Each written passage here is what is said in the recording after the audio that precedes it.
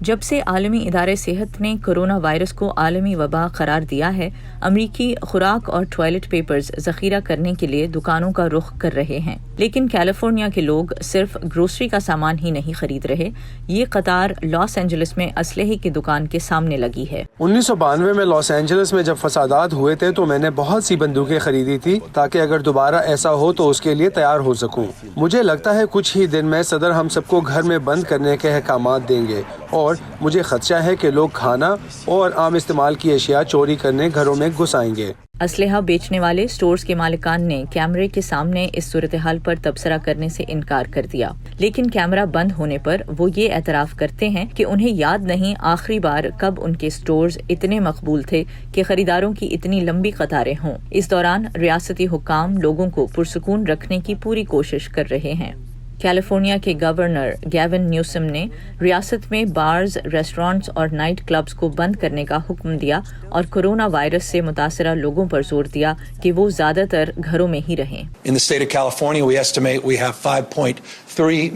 ریاست کیلیفورنیا میں ایک اندازے کے مطابق تقریباً 53 لاکھ افراد کی عمر 65 سال یا اس سے زائد ہیں۔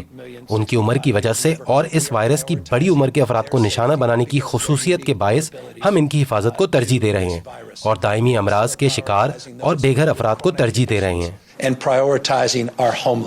لاس اینجلس کے میئر ایرک گارسیٹی نے بھی کم سے کم 2 ہفتوں کے لیے شہر میں تمام بارز اور ریسٹورانٹس بند رکھنے کا اعلان کر رکھا ہے۔ ریسٹورانٹس سے صرف کھانا لے کر جانے اور ڈیلیور کرنے کی اجازت ہے۔ سب سے بڑھ کر میئر نے شہر کے دیگر مشہور مقامات کے علاوہ تمام فلم تھیٹرز، جم اور یہاں تک کہ مشہور سانٹا مونیکا بیچ کو بھی بند کر دیا ہے۔ اسکولوں اور یونیورسٹیز میں آن لائن کلاسز ہیں، تفریحی پارک بند ہیں اور صرف گھر سے کام کرنے کی اجازت ہے۔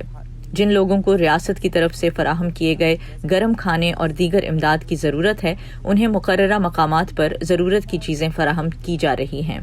لیکن مارک جیسے افراد جو اسلحہ خرید رہے ہیں کہتے ہیں کہ انہیں بدترین حالات کے لیے تیار رہنا چاہیے۔ بہت سے لوگوں کی نوکریاں ختم ہو جائیں گی، پیسے نہیں ہوں گے اور نوکریاں بھی نہیں۔ انہیں خوف ہے کہ اگر لوگوں کے پاس بنیادی ضروریات ختم ہو گئیں تو لوٹ مار شروع ہو سکتی ہے۔ اینجلینا بگڈاساریان کے ساتھ نخبت ملک، وائس آف امریکہ۔